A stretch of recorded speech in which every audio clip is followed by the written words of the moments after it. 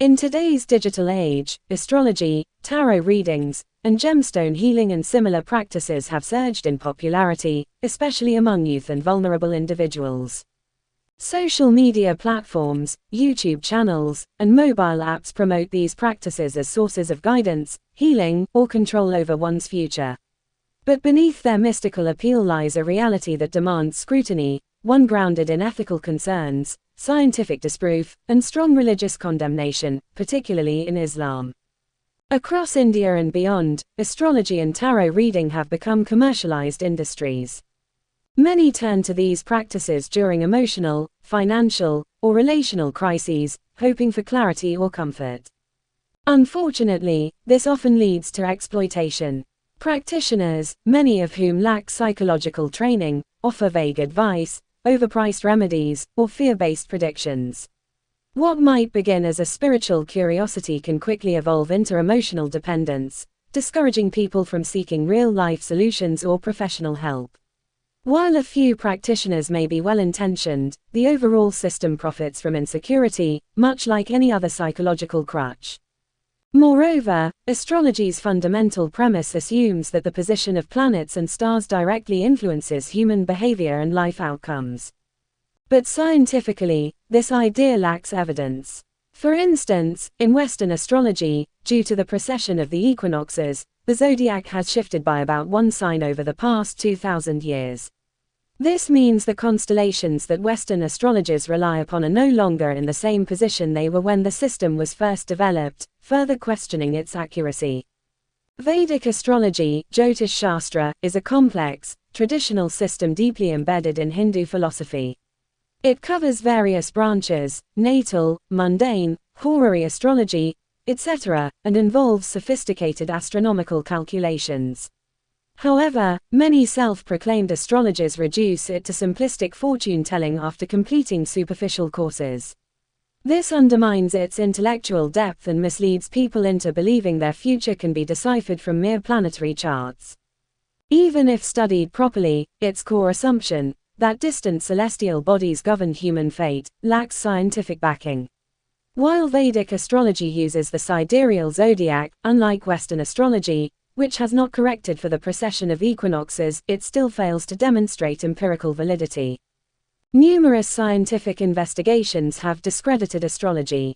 A landmark double-blind study by Sean Carlson in 1985, published in Nature, tested astrologers' ability to match natal charts with personality profiles. The astrologers performed no better than random chance. Another significant study by Jeffrey Deen, analyzing over 2,000 predictions, similarly found no statistical reliability.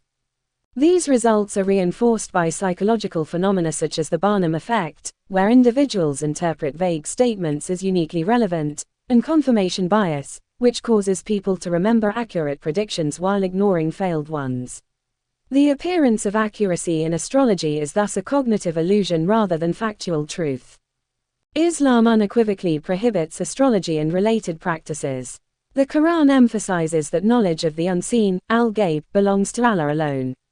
Say, none in the heavens and the earth knows the unseen except Allah. Reference, Surah An-Naml, 27:65. The Prophet Muhammad, peace be upon him, warned, "Whoever goes to a fortune teller or soothsayer and believes what he says has disbelieved in what was revealed to Muhammad." Reference, Sahih Muslim. Astrology falls into the category of shirk, or associating partners with Allah, because it attributes divine knowledge or power to celestial bodies. This is one of the gravest sins in Islam, contradicting the principle of Tawheed, the oneness of Allah. Even seemingly harmless practices like checking horoscopes or personality traits based on zodiac signs are spiritually dangerous. The Prophet, peace be upon him, further stated, "Whoever acquires knowledge of any branch of astrology has acquired knowledge of a branch of witchcraft."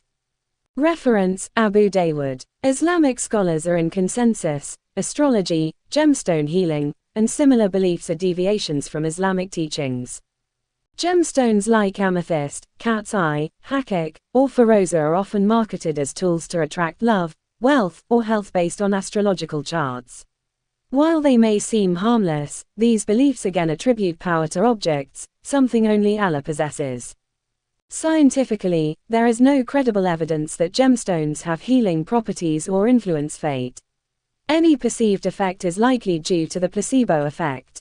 Islam, however, categorically forbids attributing divine-like influence to inanimate objects. The Prophet, peace be upon him, said, "He who wears an amulet has committed shirk." Reference, Ahmad. This includes talismans, stones, or charms used to ward off evil, or attract blessings. Astrology is not universally accepted even within Hindu traditions. Rationalist leaders like Swami Dayananda Saraswati, Arya Samaj, and Periyar E.V. Ramasamy strongly criticized astrology as superstition and a tool of exploitation. Contemporary but controversial figures such as Jaggi Vasudev, Sadhguru, caution against using astrology as a tool of fear or dependency. Brahmakumari B.K. Shivani emphasizes and advises not to depend on astrology, but to empower the self through inner strength. These voices challenge the idea that astrology is a spiritual necessity, arguing instead for personal responsibility and rationality. Astrology, tarot reading, gemstone healing and other similar practices may seem appealing or culturally rooted, but they often exploit human vulnerability, encourage superstition, and obstruct critical thinking. Scientifically, these systems fail objective testing. Islam goes further by categorically forbidding such practices as acts of shirk, placing them among the gravest spiritual errors a believer can commit.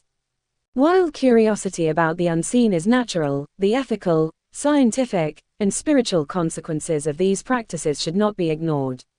In an age of information, critical thought, faith, and personal accountability must guide us, far more than the stars ever could. To conclude this essay, I would like to share from Sahih Muslim, Hadith 2230, whoever goes to a fortune teller, kahan, or soothsayer and believes what he says, his prayer will not be accepted for 40 days. Let us take this seriously and stay away from the shirk associated with these mystical arts. May we always seek guidance from what is clear, truthful, and aligned with the teachings of Islam.